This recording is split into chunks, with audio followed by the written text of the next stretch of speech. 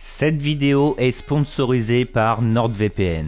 Comme vous le savez, le Marvel Cinematic Universe avance constamment. Beaucoup de productions sortent et cela peut être par moments compliqué de rester à jour. Heureusement, il existe désormais les plateformes VOD qui permettent de voir ou revoir les films depuis chez vous. Et c'est là que NordVPN intervient. Effectivement, pour le moment en France, nous n'avons pas toujours accès à tout ce qui sort en VOD. Il faut attendre un moment avant d'avoir accès à certaines productions et NordVPN peut vous aider à y accéder.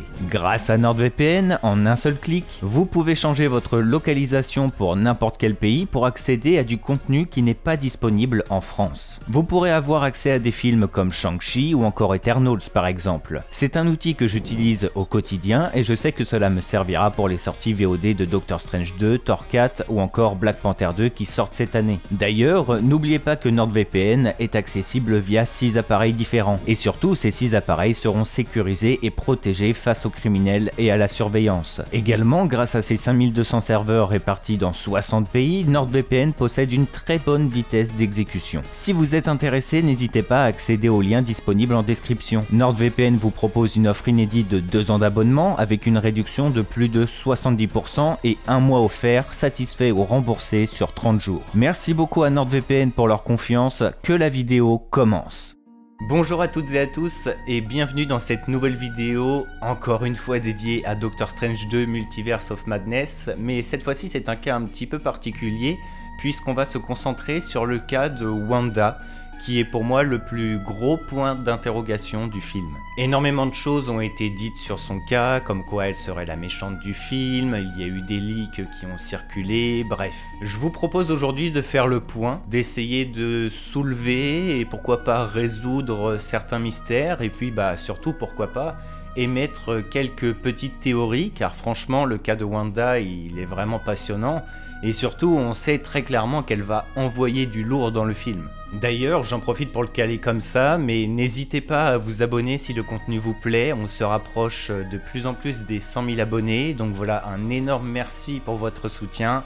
Ne tardons pas, commençons la vidéo. Premièrement, je pense qu'il faut que nous fassions une sorte de petite remise de contexte de la situation actuelle de Wanda, car cela va nous permettre de mieux comprendre dans quel état elle se trouve pour affronter les événements de Doctor Strange 2. Wanda est très clairement l'héroïne du MCU qui a le plus souffert. Son enfance a été chaotique. Son passage dans Hydra ne l'a clairement pas aidé à s'épanouir. Pietro est mort dans Avengers 2, Vision dans Infinity War, puis la série WandaVision a été le coup de grâce. Wanda a refermé l'ex, ce qui signifie qu'elle a perdu ses enfants, le fake Vision aussi, et même si le véritable Vision a été reconstruit, il n'est plus celui qu'il était auparavant. En plus de ça, c'est important de le souligner, mais avec les événements d'Endgame, le QG des Avengers a été détruit. Le groupe est plus ou moins dissous, notamment du fait que Tony est mort, et Steve a pris sa retraite, donc elle n'a plus vraiment d'appui. Et surtout, c'est très important de le rappeler, mais avec les événements de WandaVision,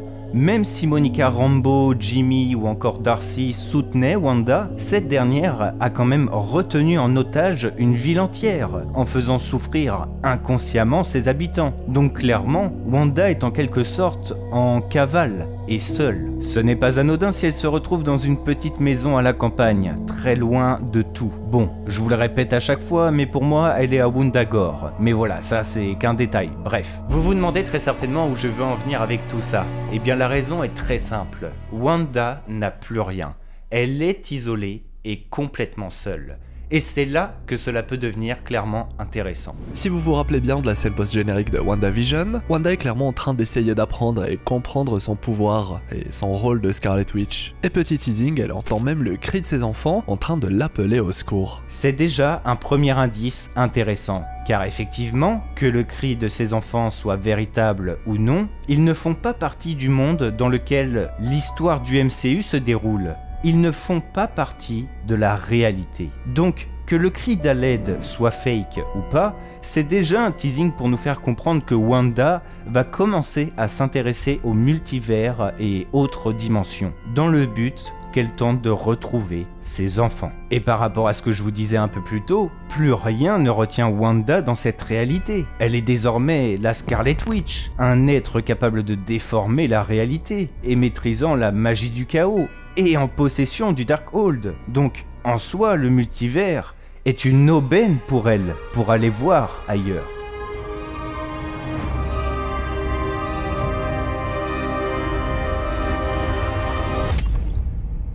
Maintenant, il faut que nous relions ceci à Doctor Strange, et c'est là que la véritable théorie commence. Dans chaque film du Marvel Cinematic Universe, le vilain principal est toujours plus ou moins facilement devinable. Par exemple, c'est idiot, mais Thor 4, Love and Thunder, on n'a aucun teaser, aucun trailer, on a très peu d'infos sur le film encore pour le moment, et pourtant, on connaît déjà l'antagoniste principal, ce sera Gorr, le boucher des dieux. Alors qu'ici, dans Doctor Strange 2, avec plusieurs teasings, des TV spots, 2 trailers, on reste toujours énormément dans le flou. Nous faisons face qu'à des personnages plutôt gris.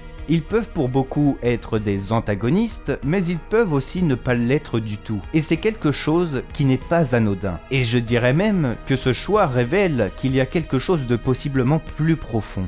Une sorte de secret. Comme si en fait, il y avait une sorte de mastermind, une sorte de vilain caché, un maître du jeu, avec un plan en exécution, et Wanda serait possiblement la pièce maîtresse de tout ça. Je m'explique. Kevin Feige l'a toujours dit, WandaVision, Spider-Man No Way Home et Doctor Strange 2 forment une sorte de trilogie. WandaVision nous a permis de faire avancer l'histoire de Wanda et la faire évoluer en Scarlet Witch, et Spider-Man No Way Home est le premier pas vers l'ouverture de notre réalité avec le multivers. Et ça, c'est un point très intéressant, car effectivement, c'est la première phrase du trailer de Doctor Strange 2 qui nous le dit. Strange ne doit pas lancer ce sortilège. Wong nous l'affirme plus tard. Le sortilège de Strange qu'il a lancé dans Spider-Man No Way Home a ouvert la porte vers le multivers. Et désormais, n'importe qui ou n'importe quoi peut arriver et menacer la réalité. C'est d'ailleurs probablement à cause de ce sortilège qu'America Chavez est apparue dans notre réalité, tout comme la créature ressemblant à Shumagoras/Gargantos. Mais pas que, c'est aussi l'arrivée des cauchemars de notre Doctor Strange. Je vous renvoie vers ma vidéo concernant Sinister Strange pour en savoir plus, mais il s'agit clairement pour moi de Nightmare. L'ouverture de la réalité avec le multivers à cause du sortilège a probablement permis au Sinister Strange, ou plutôt Nightmare, de s'immiscer dans les rêves de notre Doctor Strange. Et le truc, c'est que Nightmare est un très grand manipulateur. Il influence et contrôle les gens dans leur sommeil. Sans oublier que dans sa dimension des rêves, il possède les pleins pouvoirs. C'est un monde qui lui appartient. Il peut y faire tout et n'importe quoi. Donc voilà, si Nightmare cherche à rentrer en contact avec notre Doctor Strange, c'est qu'il y a une raison derrière. Et pire que ça, Steven n'est peut-être pas la seule cible de Nightmare. Il pourrait également s'intéresser à Wanda. Et là, il faut que nous parlions des Illuminati. We should tell him the truth. Si nous suivons la trilogie, tout monte crescendo. Wanda est devenue la Scarlet Witch, No Way Home a ouvert la porte vers le multivers, donc désormais, nous allons complètement plonger dans ce multivers de la folie. Sauf que cela ne va pas être aussi simple que ça, et le trailer nous l'a prouvé. Strange et America Chavez se font attraper par les Illuminati, ils sont enfermés dans leur QG, Strange est même menotté, et Mordo le condamne pour sa profanation de la réalité. Bref, nous comprenons vite quel est le rôle des Illuminati dans le film. Ils semblent agir comme des sortes de gardiens, des sortes de modérateurs, des héros qui surveillent s'il ne se passe pas trop de dingueries, etc. etc. D'ailleurs, je le rajoute comme ça pour le fun, car c'est une idée qui me plaît beaucoup, mais je me demande si le Supreme Strange dont nous avons vu la statue ne serait pas le fondateur du groupe. Bref, je le cale comme ça, vous en faites ce que vous voulez. Mais du coup, ce que je voulais dire par rapport au fait que les Illuminati sont comme des policiers, entre guillemets, des réalités, enfin bon, le mot est un peu fort, mais vous comprenez l'idée, cela signifie qu'ils doivent être en alerte concernant plusieurs menaces multiverselles, et que peut-être même qu'ils sont les gardiens de certaines dimensions où des entités supracosmiques, capables de tout anéantir, sont scellées. Et c'est ça qui est pertinent. Car vous le savez tous de par les trailers, Wanda va mettre un sacré bazar dans le QG des Illuminati. Et il y a de très fortes chances qu'elle tue même plusieurs membres du groupe. Après tout, Wanda est désormais la plus puissante des héroïnes du MCU. On parle quand même de la Scarlet Witch, capable de prédestiner l'anéantissement de l'univers, d'après le Darkhold, et capable de manipuler la réalité comme elle le souhaite. Et du coup, en rétamant les Illuminati, c'est libérer de potentielles gigantesques menaces qui pourraient tout anéantir. Si nous essayons de recoller les éléments du puzzle, Wanda n'a plus rien. Elle entend l'appel à l'aide de ses enfants. Peut-être que c'est une manipulation de Nightmare pour la faire s'intéresser au multivers après tout. Nightmare rentre en contact avec notre Doctor Strange pour se rapprocher de Wanda et la manipuler. Du genre, pourquoi pas, lui faire miroiter l'idée qu'elle peut retrouver ses enfants dans une autre réalité. Vu qu'elle serait la seule à pouvoir affronter le groupe des Illuminati, car elle est la Scarlet Witch, la seule entité capable de surpasser même les sorciers suprêmes, eh bien elle serait poussée à les affronter, comme ça derrière, cela libère une entité multiverselle du style un véritable Shumagoras ou pourquoi pas un Chthon.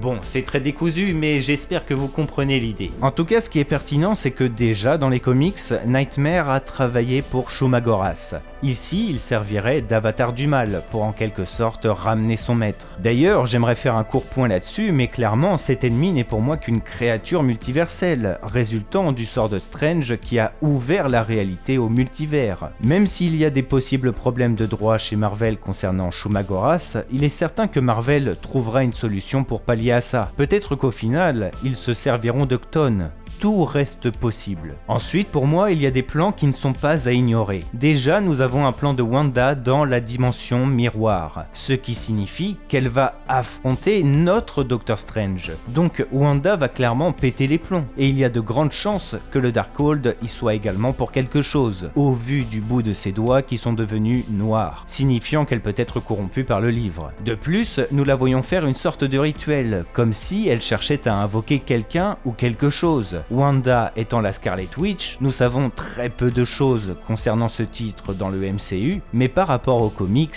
c'est une condition qui la relie avec les grands anciens, et plus particulièrement Chthon, le créateur du Darkhold. Wanda pourrait donc être un réceptacle permettant de ramener une entité multiverselle liée à la magie du chaos. Ce qui serait d'ailleurs ironique, c'est que Doctor Strange se fasse juger par les Illuminati pour ses actions dans Spider-Man No Way Home, alors qu'en réalité, la véritable profanation de la réalité était en fait réalisée par Wanda. Enfin, pour moi, c'est quelque chose dont je souhaitais vous parler depuis un moment, mais je suis sûr et certain qu'avec Wanda et Charles Xavier, ils vont nous sortir une grosse référence à X-Men, l'affrontement final. En vrai, il y a de grandes chances que Charles meure dans Doctor Strange 2, surtout si Wanda met le QG des Illuminati à feu et à sang. Charles semble être un peu le leader du groupe, donc voilà, on retrouve la thématique de tuer le chef pour désunir le groupe. Mais bon, je ne sais pas pour vous, mais Wanda partage beaucoup, je trouve, avec Jean Grey. On retrouve clairement ce côté héroïne qui possède un pouvoir beaucoup trop puissant, et si Wanda se mesure au Professeur X, cela va clairement nous donner un remake du décès de Charles dans X-Men. Don't let it control you.